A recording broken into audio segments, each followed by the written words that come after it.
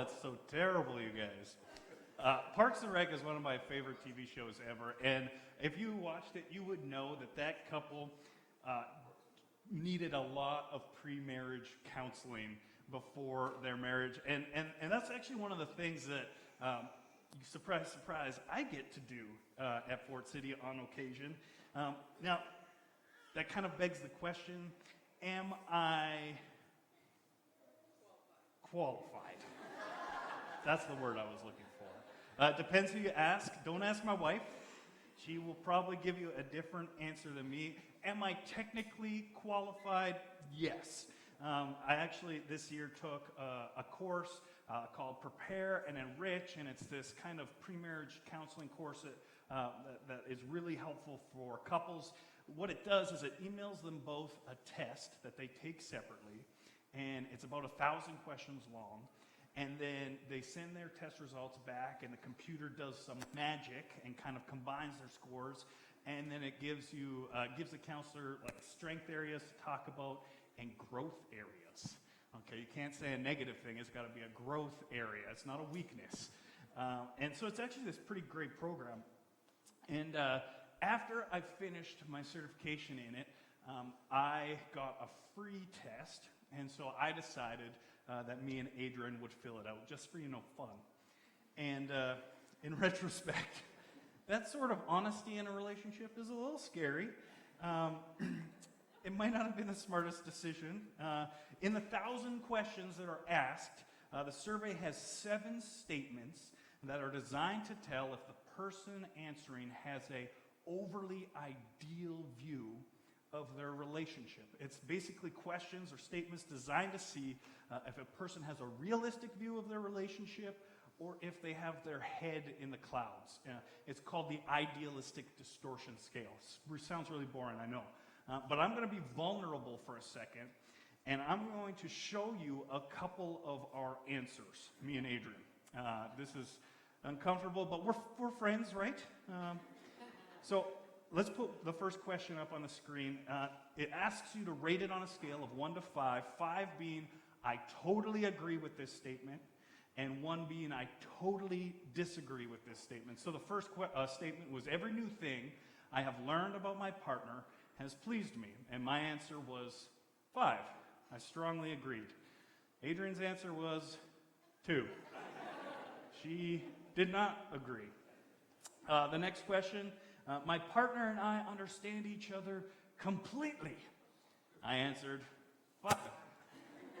And Adrian answered 3. She's pretty neutral on that one.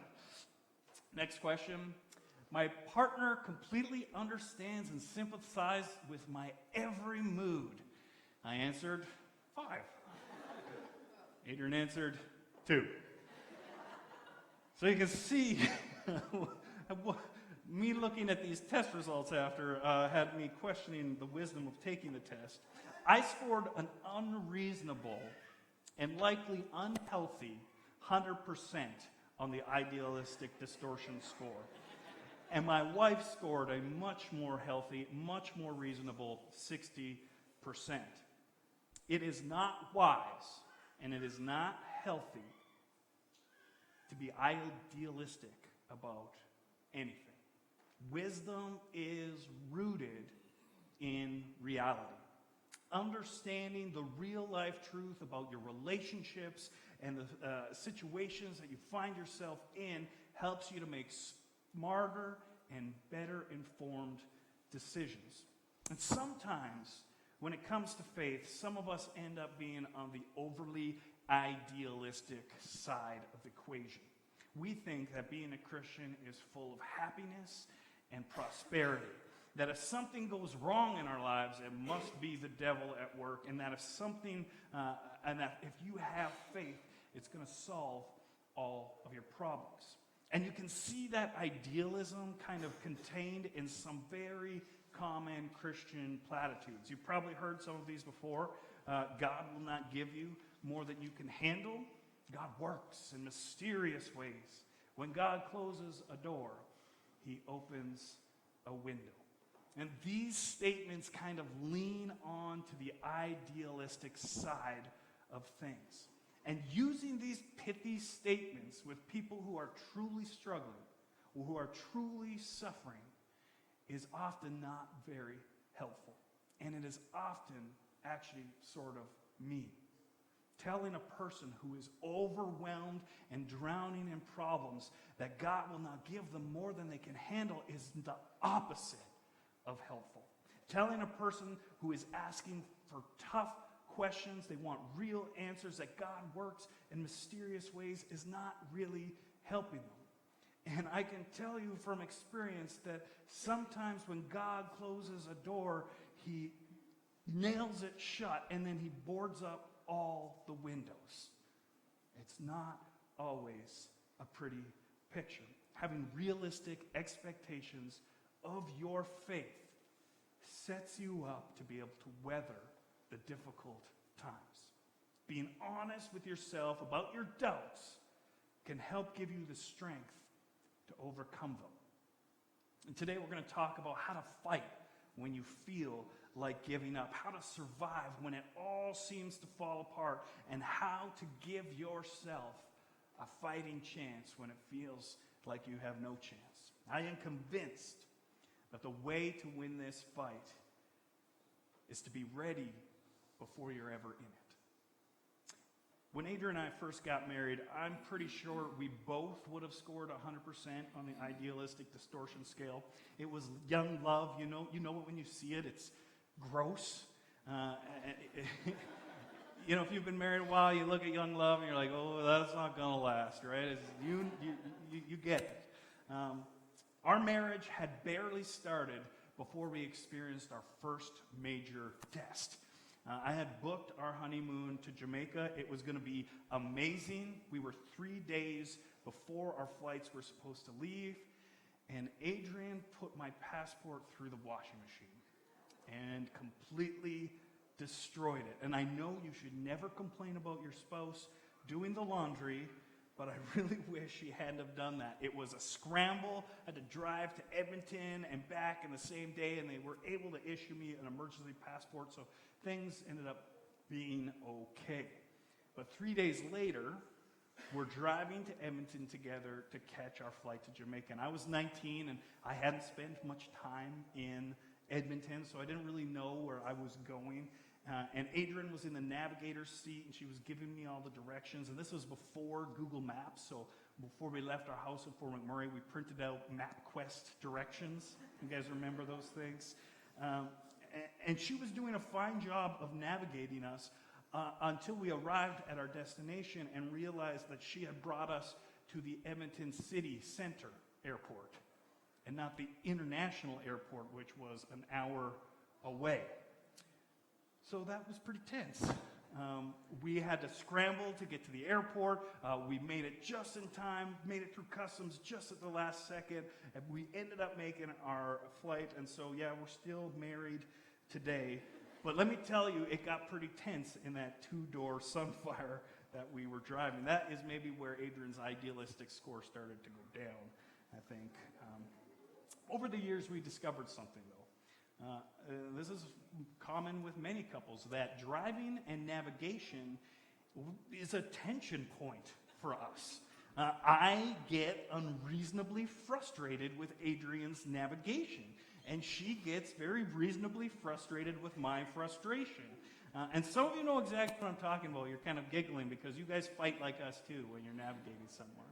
And this cycle repeated itself many, many times until we decided to do something about it. We decided that when we are traveling somewhere where we've never been before, we spend the extra time before we leave, both familiarizing ourselves with the route before we leave.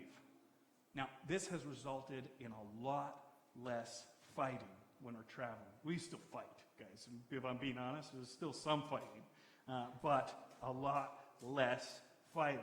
See, when you anticipate the problem, you can prepare a solution for it. When you expect something to go wrong, you can be ready to make it right.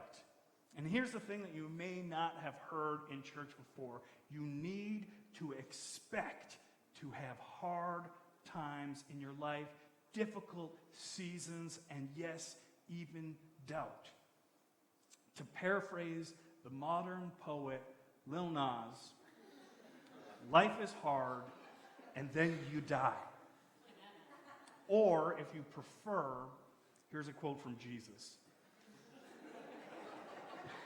John was a guy who had a front row seat to the life of Jesus. John was there for the good and the bad, and he tells us that just hours before Jesus was arrested, when time was running out, Jesus made this promise to the other apostles. Jesus said, "In this world, you will have trouble."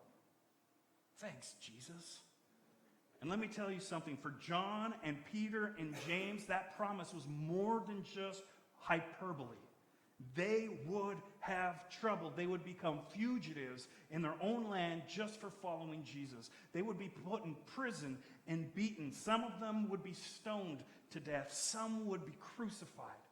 Almost all of them listening to Jesus say those words that day would end up giving their lives for the cause of Jesus. They would witness genocide in the Jewish-Roman War that saw women and children and over 1 million people starved and murdered at the hands of the Romans. They would see and experience so much trouble.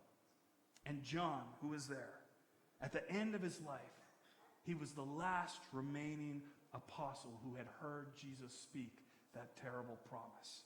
All the others had been killed. He had witnessed such horror and pain and the worst of what humanity could become.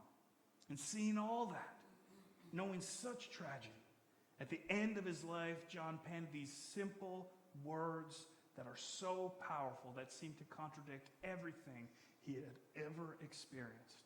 He wrote this: God is love. God is love. It begs the question, how could a person who had seen the things John had seen make such a bold statement? How could a person like John, who had suffered so much loss, come to the conclusion that God is love? Where was the source of John's unshakable hope? Jesus said, "In this world you will have trouble, but take heart. I have overcome the world." You see, following Jesus does not mean that your problems go away. Following Jesus doesn't ensure that you will be blessed with health and wealth and prosperity. But following Jesus does mean being able to see the world in front of you through the eyes of the God who created you. Following Jesus does mean that you will never again have to face the trouble of this world alone. Now, a little later, we're going to take communion together. Communion is something that Jesus asked his followers to do, and we're going to share a moment up at the front here. You see the tables set up, and we're going to take a piece of bread, and we're going to dip it in the juice. We're going to take a moment to remember the life and the sacrifice of Jesus. It's kind of this beautiful, intentional time where we just quiet our hearts and minds in gratitude and appreciation for what God has done for us. And the very first time that Jesus asked his followers to do this was the night before he was killed. And it was a Passover meal with his closest friends. A Passover was a meal that traditionally honored the faithfulness of God to rescue the people of Israel from death in Egypt. But this night, Jesus was planning on flipping the script. No longer did he want them to celebrate God's faithfulness to rescue them in the past. He wanted them to see God's rescuing work right in front of them. Sitting in front of them in the person of Jesus was the rescue. It was this incredible moment that we're still talking about almost 2,000 years later. And sometimes when we talk about these things Jesus did, these moments in his life, we forget something that I think is so very important. That Jesus was human. That Jesus was vulnerable to getting tired, vulnerable to getting exhausted, to feeling drained or experiencing loneliness, just like us. And as soon as Jesus had finished that Passover meal with his followers, something happened that I think we shouldn't skip over too quickly. Jesus grabbed his closest friends, his inner circle, Peter and James and John. These were the ones who knew him best. And he took them off to a quiet garden. And James and John and Peter, they could tell something was wrong with Jesus. They knew him well, better than anyone. They could see his heart was heavy, and later they would tell people that they saw sorrow and trouble in his eyes. And Jesus opened up with them and he said this, "My soul is overwhelmed and with sorrow to the point of death." The creator of the universe is overwhelmed with sorrow to the point of death. Stay here and keep watch with me. And just think about that, what that means for a second. Even Jesus was not immune to sorrow. The creator of the universe allowed him to experience the deepest, darkest pain of what it means to be human. He saw the hurt of humanity and he steered right into it. I think there is something very important that we can learn from what Jesus did that night in the garden. When he got overwhelmed, he did two things. He turned to his closest friends, and he turned to his Father in heaven. Last week, if you were here, you heard me talk about loneliness and how loneliness is becoming an epidemic. That even though we live in a time in history where technology connects us in greater ways than ever before, even though we can pull out our phones and see the faces of our friends on the other side of the country, all the research shows that loneliness and isolation and social anxiety are on the rise. And so much so, as I said last week, that in places like the UK, there's a minister of loneliness. There's a government position. They are trying to address this very serious problem. And I believe there is a problem. I think that God created us for each other. I think that God made you and I for each other, that he created us with social needs on purpose. Introvert and extrovert alike, we are better together. And at the beginning, before all things, when God created the earth, he thought it was good. He made the sky and the sea, and he stepped back and he said, that is good. He made the plants and the animals, and he stepped back, he said, that is good. And then he made man, and he was really impressed, and he stepped back and he said, that is really good. And then Adam and God existed in this perfect relationship. Adam had access to all of God, all of his love and peace and wisdom. They lived in this kind of constant contact, but then God saw something in Adam that needed to be addressed. The Lord God said, it is not good for the man to be alone. See, Adam had everything a person could need. He had food and shelter and purpose. Adam had an intimate relationship with his Creator, and yet still when God looked at him, God saw something was missing. Adam wasn't complete. Adam wasn't whole. And so God made him a partner, someone to share his life with. Now, let me be a little bit cheesy for a second. You may have heard it said that every person has a God-shaped hole in their heart. It's true, okay? I think it's true. It's cheesy, but it's true. But I also believe it is equally true that everyone has a person-shaped hole in their heart. A hole that can only be filled with the love and the care of good friends who are for us. In his darkest moment, Jesus opened up to his closest friends. In your darkest moments, you need people you trust who can be a shining light of hope. Now, here's the thing about this. At Fort City, we really, really believe this. It's one of our core values. We are in this together.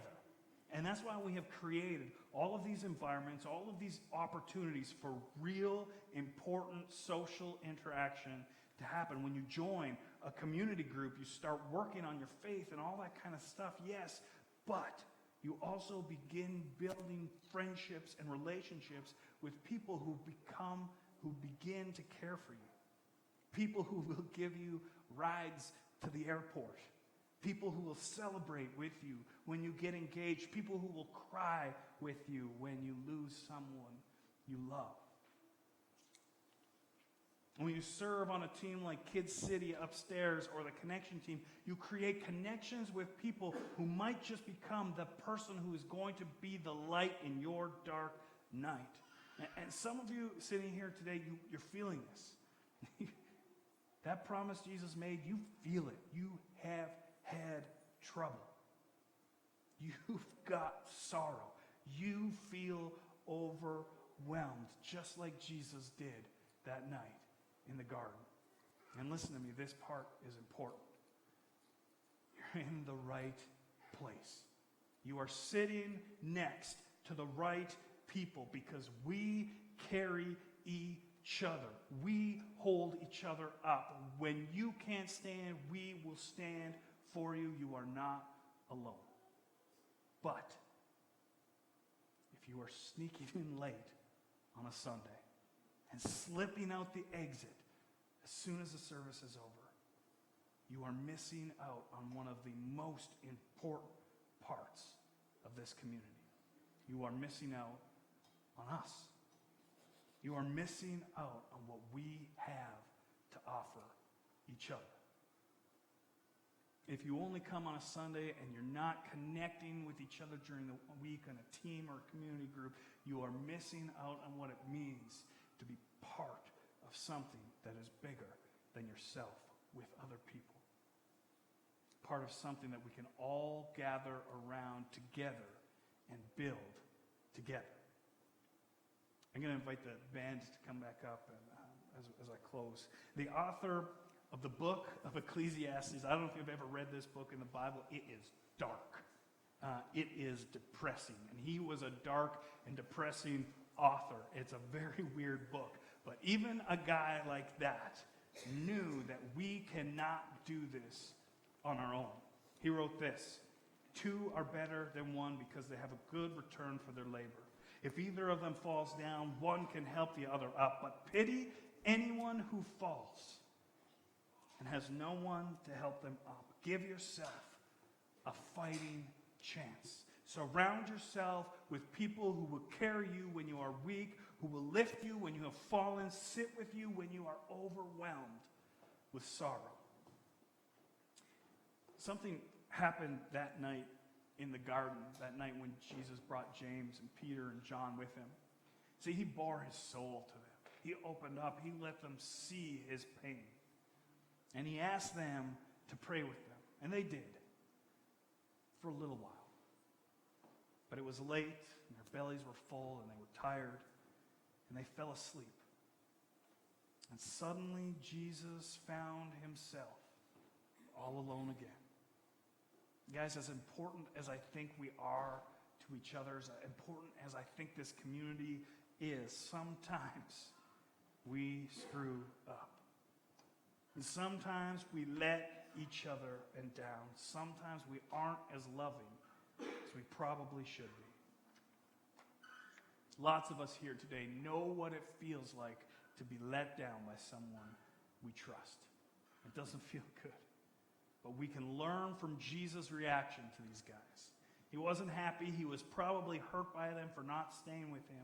But he did not give up on them. Even in their weakness, Jesus found comfort in them. We need each other if we're going to have a fighting chance. That night in the garden, Jesus was spinning. He was overwhelmed. He was alone. And so he did something that I think is so very important. He turned his eyes upward. He spoke to his Father in heaven. He was honest, and he didn't hold anything back.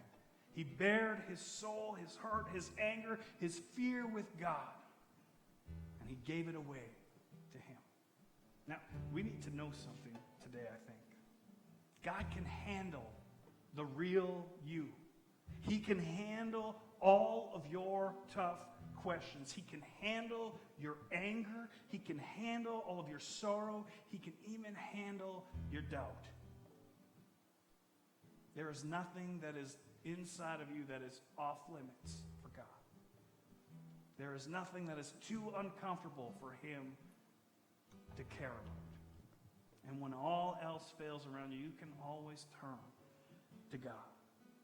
You know, next week is Thanksgiving, and many people will spend Thanksgiving Day cooking a big meal, and then they'll sit down with friends and family around a table.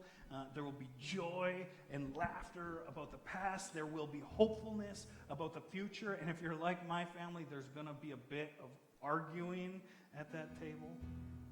And this morning, up at the front here, we have set up some tables. There is bread and juice for us to eat and to drink together. And we meet at these tables, and in some beautiful and mysterious way, we meet God. And it's my hope that this morning at these tables, at these communion tables, there will be joy and laughter about what God has done for us. That there will be hopefulness about what He wants to do for us. And that there will be even some honesty about our hurts and our doubts. This communion table is an invitation to bring all of your hopes and your dreams, your hurts and your failures, your highs and your lows, and to give them over to Jesus. He invites us. Jesus said, "Come to me, all you who are weary and burdened, and I will give you rest. Take my yoke upon you and learn from me, for I am gentle and humble in heart, and you will find rest for your souls. For my yoke is easy, and my burden is light." Let's pray. Jesus, I thank you for your faithfulness to us. I thank you that no matter how we feel, no matter where we've been, no matter what we've done, what we've experienced, that you are always there and that you always care for us. And I thank you for each person in this room, each person that makes up the church, each person that I can depend on, who cares about, that we can depend on and who cares for each other. And Jesus, I pray that today that you would teach us how to be prepared for coming seasons of sorrow, for coming seasons of doubt. That you would teach us that we need each other and that we can always look to you. And Jesus, today I pray that if there's anybody in this room who is in sorrow right now, that you would draw near to them. That you would make good on your promise that we will have trouble, that we can take heart, for you have overcome the world. I pray this in your holy names.